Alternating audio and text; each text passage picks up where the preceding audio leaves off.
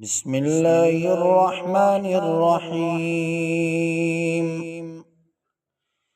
سبح لله ما في السماوات وما في الأرض وهو العزيز الحكيم.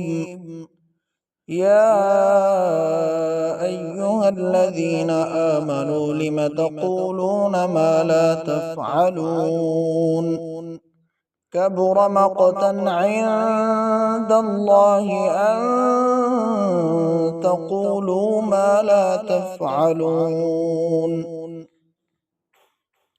إن الله يحب الذين يقاتلون في سبيله صفا كأنهم بنيان مرصوص.